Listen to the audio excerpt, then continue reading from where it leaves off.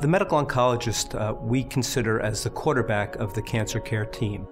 We're responsible for making decisions about chemotherapy regimens. We also interact with the radiation oncologists and the surgeons to come up with a complete plan for our patients. Patients are our friends and neighbors. We know that we run into them in the supermarket. We know that for a lot of them we've been friends with them even before they become our patients, and we sometimes become friends with them after they're our patients.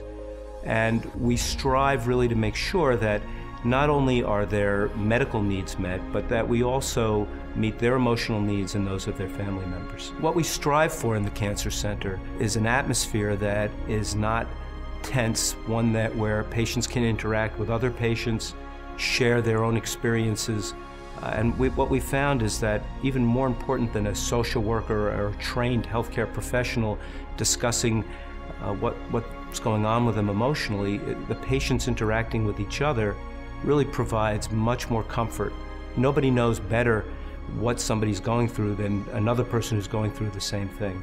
As a small community hospital, we're often asked by our patients, how can we be sure that we get the same quality care here that we would receive at a big cancer center? Through our affiliation with Fox Chase Cancer Center, we have access to many clinical trials that allow our patients to receive state-of-the-art treatments right here in their own backyard. What that means for the patients is that they no longer have to travel long distances for their care.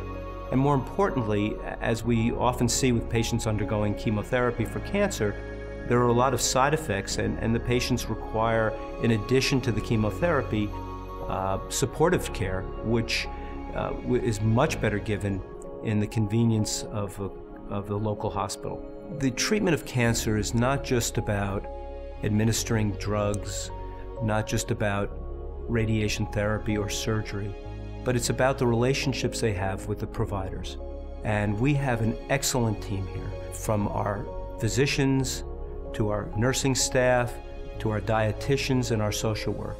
Everyone strives to make sure that all of the needs of the patients are met, and that when our patients come through the door, they are not just a number to us, not just another patient, but really one of our neighbors, and that we know that we'll be treating them today. Tomorrow they may very well be our friends. I think back on some patients. There's a patient of mine, he's probably a year or two older than me, who I really didn't know prior to his illness. Since then we've become very good friends, and he was very ill during his treatment course. And there was a time when I wasn't sure he was going to make it through the treatment. Not only has he recovered, he's cured of his disease. It's more than 10 years since his diagnosis. And for me, the best part is I've had the opportunity to see him interact with his children as they've grown up, see him at really important moments in his children's lives that he might not have been there for. Knowing that because of the treatment that he received at our center, he was able to be there for his children when they really needed him, really is probably what is the best reward we have for doing what we do.